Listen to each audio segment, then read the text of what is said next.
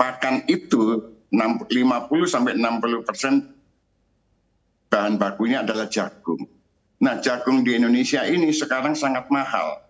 Harganya itu berkisar antara 6 ribuan, selalu begitu. Gitu. Dan kita selalu kekurangan neraca jagung Indonesia ini mungkin bulan depan juga akan minus karena diperkirakan hanya ada 650.000 ton, kebutuhannya 800.000 ton. Nah, itu pasti akan harga pakan akan naik, sudah ada aba-aba dari para pabrik, harga akan naik. Nah, ini kalau harga pakan naik, otomatis harga bibit naik. Karena bibit ayam dihasilkan dari indukan yang butuh pakan ayam. Yang butuh pakan ayam di dalamnya ada jagung. Demikian juga pabrik pakan pasti jaminan. Nah, kenapa jagung sampai segitu? Memang karena kita menganut kebijakan tidak impor jagung. Terus kalau jagungnya kurang, diganti apa? Maka pemerintah mengambil kebijakan jagungnya diganti gandum. Nah, ini kan kontradiksi.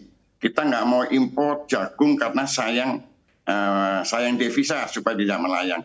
Tapi sebaliknya malah kita dianjurkan, bukan dianjurkan, karena nggak ada jagung maka kita impor gandum. Padahal gandum dengan jagung nilai nutrisi, nilai gizinya sangat berbeda.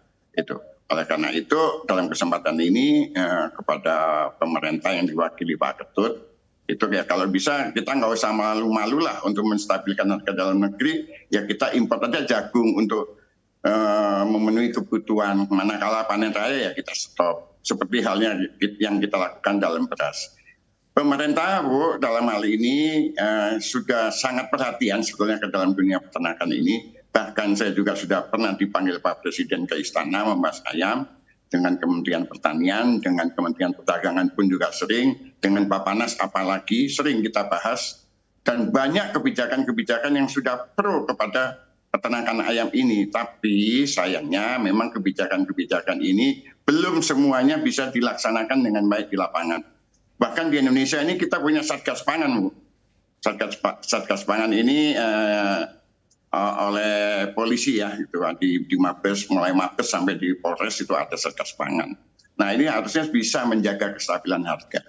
Cuman masalahnya di kita ini di sini di Indonesia ini, di negara tercinta kita ini, kalau harga naik ini baru kita ayo turunkan harga. Ketika kita harga jatuh 3 tahun loh, Bu, ternak rugi itu. Ya upaya-upaya memang ada, tapi kan tidak maksimal. Kementerian Pertanian misalkan sudah maksimal kerjanya, akan menstabilkan antara supply dan demand supaya harga juga stabil terus. Bappenas dengan segala kebijakannya sudah mengeluarkan peraturan Badan Pangan mengenai harga acuan yang disebutkan Pak Ketut tadi, bahwa harga jagung itu adalah 4.000 misalnya. Tetapi kenyataan di lapangan beli jagung itu 5.500, 6.000. Nah, ini Bappenas tidak punya kekuasaan untuk itu. Alangkah indahnya kalau Bappenas punya cadangan jagung nasional misalkan 1 juta ton misalnya. Jadi bisa menstabilkan harga. Harga jagung yang tinggi ini petani jagung apakah menikmati? Enggak juga. Petani jagung mereka beli di petani paling 3.500 itu. Tapi di pasaran 4.000. Banyak. Nah, ketika harga ayam jatuh, Bappenas juga sudah bergerak akan membeli ayam-ayam peternak untuk disimpan di cold storage. Dilakukan, Bro. Tetapi ya itu tadi, karena keterbatasan anggaran di Bappenas, ya, yang dibeli ya tidak sesuai yang diinginkan lah. Kalau kita kepingin misalkan Bappenas membeli ayam di peternak itu 100.000 ton, Bappenas baru mampu 20.000 ton. Tapi itu sudah mulai bagus gitu ya.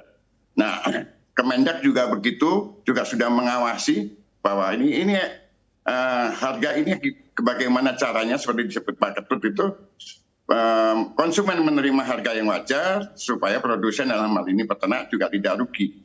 Akan lebih berbahaya kalau sampai produsen rugi terus, baik itu pabrik pakan, breeding farm maupun peternak, usahanya akan tutup. Sekarang ini sudah lampu kuning di dunia produsen di perunggasan. Kalau ini Pak Ketut dengan keaktifannya tidak segera berpindah, ini juga akan lampu kuning. Tapi mudah-mudahan melihat kekompakan Kementan, Bappenas dan Kemendak insya Allah akan lancar-lancar saja. Demikian. Baik, baik. Kita langsung beralih ke Pak Ketut menjawab yang disampaikan Pak Heri. Ya, pertama ini mungkin soal stok jagung. Apakah benar memang stok jagung kita tidak cukup untuk memenuhi permintaan yang besarnya 800.000 ton? Memang begini, berdasarkan data prognosa kami, ini kan data yang kami dapat kolaborasi dengan teman-teman Kementan juga. Memang secara prinsip, secara ketersediaan jagung mestinya cukup, Pak Heri. Ini berdasarkan data kami ya Pak Heri ya, dengan teman-teman Kementan. Memang data ini benar-benar data sekunder yang kami dapatkan dari sisi hulu, yaitu dari sisi Kementan, sehingga prognosa kami menyatakan bahwa posisi jagung dari data kami memang mestinya cukup. Nah memang dari informasi yang ada, kalau kita melihat kemarin saya tanya langsung teman-teman di lapangan, kebetulan kami kolaborasi juga dengan teman-teman petani, memang pada saat musim hujan itu memang terjadi penundaan panen. Januari, Februari, Maret itu terjadi penundaan panen yang mestinya juga Mei panen, karena ada hujan juga mereka nunda panen, sehingga terjadi sedikit keterlambatan panen, sehingga sekali lagi berdampak juga pada kenaikan harga jagung. Oleh karena itu, apa yang disampaikan Pak Heri tadi, kami mencarikan solusi dan sudah menugaskan Bulog sebenarnya untuk menyiapkan cadangan jagung. Saya sepakat dengan Pak Heri bahwa pemerintah dalam hal ini harus punya kekuatan dalam rangka mengendalikan harga pangan, mengendalikan harga pakan juga, bahan-bahan yang berkaitan dengan pangan.